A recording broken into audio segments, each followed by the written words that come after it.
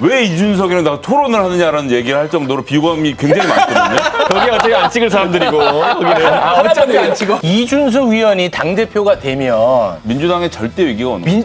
실제 그렇게 그럼 민주당 그럴 수 있는 사람이 없어요. 그러니까 이번 여론조사를 보면은 남성도 제가 1등했고 여성도 1등했고요. 제가 분리할 거 없다.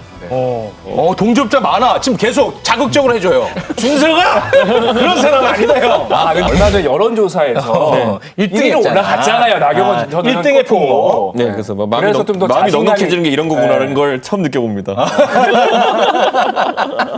제가 선거 여론조사상 1등 해본 적이 없습니다. 아니 근데 제가 궁금한 게 지금 어찌됐든 여론조사상에서는 1등이긴 한데 결국은 이제 예. 당대표는 예. 당심 70%. 70이잖아요. 네. 그 이어집니까 그렇게? 이걸 보셔야 되는 게요. 네. 당심이라는 게 당원들이 민심과 크게 괴리됐다 보는 분들이 있는데 동접자 많아. 지금 계속 자극적으로 해줘요. 쭉쭉 올라간다, 진짜. 자, 통큰 발언 하나 해줘요. 아니 근데 그게 생각해보면 자극적으로. 뭐냐면요. 지금 이준석을 그럼 싫어하는 사람들이 누구냐 했을 때 딱히 잡히는 게 없어요. 안티층이. 아 비호 감도가 낮다. 그렇게 생각하세요? 아니 지금 에이, 그건 아니죠. 뭐 들으신 거 있어요? 여론 따지는 게 따지면은 아니라 제주는 여론 완전히 다른데.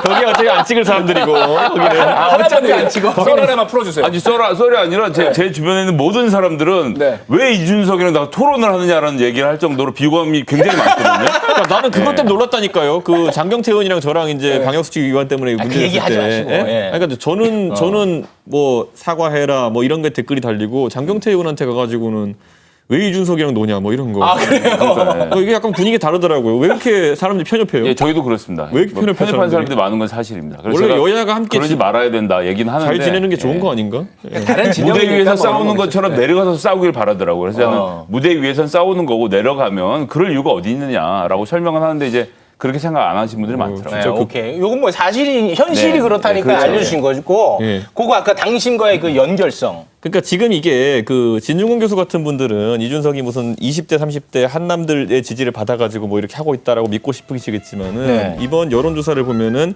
남성도 제가 1등했고 여성도 1등했고요. 여성에서도 1등했어요. 20대에서 아니 다 전부 다 전 연령대. 전 연령대. 네, 남녀 다 1등했고 60대 빼놓고 다 1등했습니다. 20대, 30대, 40대, 50대. 그러니까 저는 이 상황에서 물론 60대 당원 비중이 높긴 하지만은 표정 좀 겸손하게 부탁드릴게요. 표정. 아니 그리고 TK 이제 대구 경북 지역에서도 제가 이제 주호영 대표랑 1점 몇 프로밖에 차이 안 나거든요. 그러니까 그 우리 당원들 핵심 뭐냐면은 50대 60대 TK 사람들이 이제 핵심이다라는 거잖아요. 예. 그래서 거기서 민심이 다르게 표출될 거다 당심이랑 이 얘기인데 저는 크게 차이 없을 것이다 이렇게 봅니다. 왜냐하면 많은 분들이 오세훈 대 황교안 선거에서 민심은 오세훈이 크게 이기고 당심은 오세훈이 크게 지고 네. 그래서 황교안 대표가 대표된 걸 생각하면서 그런 얘기를 하시는데 네네네. 그때는 완전히 다른 주제였던 게 그때는 탄핵에 찬성했던 오세훈과 박근혜 정부의 마지막 총리였던 황교안의 대결이었습니다. 그때는 탄핵에 대한 어떤 그 입장이 정리 안 된 상태에서 당원 투표에서 그렇게 나왔던 것이고요. 지금도 정리 안 되지 않았나요? 근데 주호영 대표 저랑 같이 탄핵 찬성파로서 바른정당 갔었고요. 나경원 대표도 굳이 따지면 강한 친박 성향 아닙니다. 근데 그때 당원들하고 지금 당원들하고 다릅니까? 비슷하지 않나요? 비슷한데요. 잘 생각해 보십시오. 탄핵에 대해서 만약에 TK 당원들이 탄핵에 대해서 찬성했던 사람들은 절대 안 돼 이렇게 생각하는 마음이 살아있다고 한다면은 윤석열 총장의 최근의 그 TK에서의 지지율이 나올 수가 없습니다. 그렇기 때문에 그것은 이미 넘어간 주제다 이렇게 보시면 되기 때문에 그때만큼 심하지 않을 거고요. 승리 방정식. 우리 당원들은 누구보다도 우리 당이 대선에 승리하길 바라는 사람들이기 때문에 이기려면은 이렇게 해야 되는구나. 이번에 보궐선거에서 완전히 각인이 됐을 겁니다. 진짜? 네. 아니, 지금 내가 보니까 거의 이준석은 당선된 사람 같이 행동하는데 어떻게 보세요, 솔직히?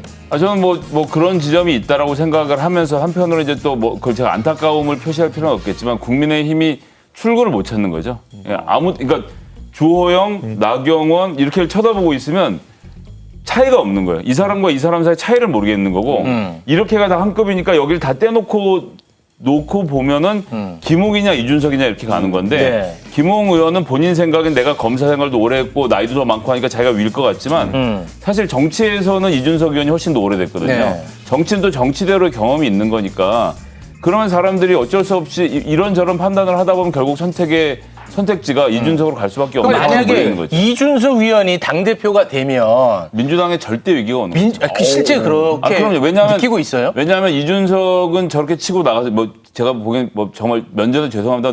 가능성이 높지는 않은데 어쨌든 된다고 생각을 하면 된다고 생각을 했을 경우에는 그러면 민주당도 그렇게 해보자라는 그림이 그려져야 되는데 민주당 그럴 수 있는 사람이 없어요. 그러니까 이준석만큼 오랜 기간 동안 인지도를 쌓고 준비했던 사람이 없는 것도 현실이고 또 그러기에는 민주당에는 기득권을 가지고 있는 이 소위 말하는 50대 정치인 그룹이 너무 두터워서 그러면 정치적 유불리로만 따지면 지금 국민의힘에서 이준석이 되는 게 제일 이제 여권은 힘들고. 저는 조호영 의원을 적극 지지하고 있습니다. 그렇습니까? 지금 이 얘기인 즉슨 지금 국민의힘 지지자들 사이에서는 뭔가 그 당의 쇄신을 바란다는 그 마음이 강렬한 거 아니겠습니까? 아니, 쇄신은 안 바래도 밤은 그냥 깜깜하다는 거예요. 그러니까 생각해보세요. 나경원 의원과 조호영 의원의 어떤 차이를 이야기할 수 있는 사람이 누가 있겠냐고. 없거든요. 이건 그냥 옛날 그림은 똑같은 건데 어떡하지? 라고 막막히 하던 중에 이준석 의원이 지금 갑자기 튀어나온 상황으로 저는 그러면 보고 당신도 좀 있습니다. 변할 수 있는 가능성이 높을 것 같은데. 그런데 이제 문제는 이준석 의원도 사실은 내가 이런 그림이다라고 보여주는 그림이 아직 있는 상태는 아니니까 그런 걸 이제 앞으로 좀 보여주셔야죠. 오세훈 시장 선거 때 많이 들었던 얘기예요. 오세훈은 이미 퇴물이고 오세훈이 뭐 그렇게 해서 뭐 경선 이길 리 없고 단일화 이길 리 없고 이런 예측을 뚫고 오세훈 시장이 당선됐기 때문에 지금 갑자기 다시 별의 순간이 온 거거든요.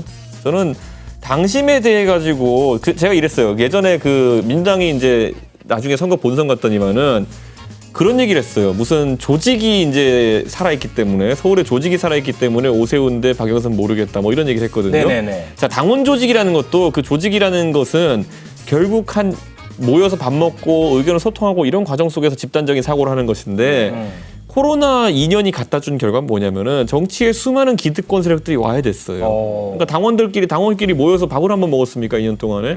그런 것도 아니기 때문에 옛날처럼 정치적 동일성을 가지고 이렇게 집단적으로 표를 행사하는 경우는 적다. 이번에 그리고 100% 모바일 투표거든요. 그럼 모바일 투표에 접근성이 강한 어떤 유권자들이 있어가지고는 당원들이 있어서는 제가 분리할 거 없다. 너무 전략 노출했나? 홍준표 의원의 네. 복당에 대해서 이제 초선원들이 많이 반대하고 있는데 네. 지금 국민의힘 서울특별시당위원회가 홍 의원의 복당을 만장일치로 합의를 했어요. 이제 비대위 최종 결정만 남은 상황인데 네.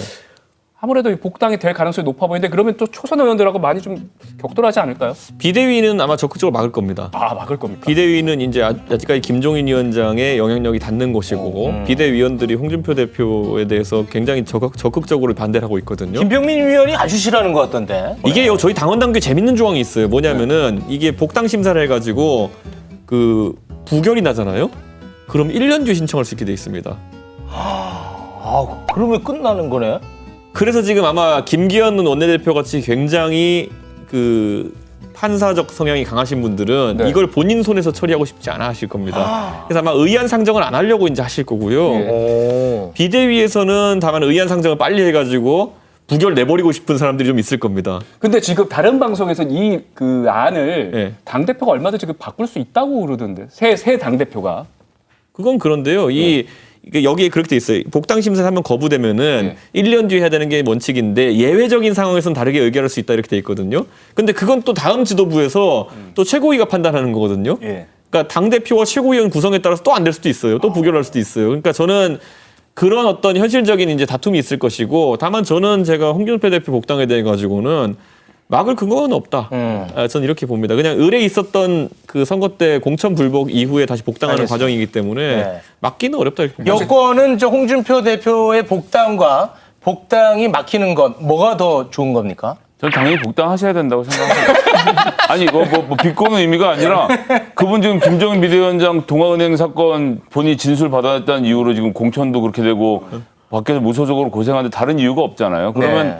당연히 복당 신청은 받아야 되고 그러니까 제가 그냥 정치 컨설턴트 입장에서 봐도 살아있는 하나의 힘인데 그 힘이 들어와서 그 안에서 경쟁을 하게 해줘야지 네네. 너 경쟁은 너무 잘할 것 같으니까 안 된다고 말하는 건 그건 정당의 도리가 아니죠. 바람을 떠나서 이게 원칙적인 네네. 입장이다. 그러니까 이런 거 보면 아무튼 참 그 정치 세계는 참 비정한 것 같아. 아니 근데 사실 저보다도 어리시고 그런데 네. 거기서 막 상처받고 그런 거 없어요. 대단하신 것 같아 보면. 뭐 이제 그런 단계는 지났죠. 지났어요? 예. 대단해. 최영 씨가 이게 갑자기 이준석 의원이 부상하니까 굉장히 이렇게 공손하게 아니야 그런 사람 아니야. 준서가 그런 사람 아니다 형. 아 근데 오늘 유튜브 반응 좋네요. 와 동접자가 네. 되게 많이 나오고 있어. 너도 야, 넥타이 풀고 해. 막 하라 말이야 그냥. 동접자 좀 올려보자. 그래도 KBS 채널 안에 있으니까. KBS 채널 네. 하시죠. 네. 여기서 마무리 짓도록 하겠습니다. 알겠습니다. 네. 두 분 덕분에 오늘 좀 괜찮으니까 우리가 좀 이분들 이런 거 맞들이면 안 되는 거예요. 이런 거 하면 나중에 이제 좀 있으면은 우기연이 연구소 이런 거 차린다 그러고. 저 안 됩니다. 저는 KBS 직원이라서 안 방금 전 됩니다. 슈퍼챗 감사합니다 이런 거 하고 있을 거라고. 아니에요. 자, 절대 보내지 마십시오. 그런 거 받지 않습니다. 네. 저희가 우리 그 카메라 감독님하고 이야기를 좀 해가지고 월요일에는 항상 좀 할 수 있었으면 좋겠네요. 네네. 오늘 함께 해주셔서 고맙습니다. 고맙습니다. 네. 우리 감독님들도 고생 많으셨습니다. 너무 네. 고맙습니다. Stay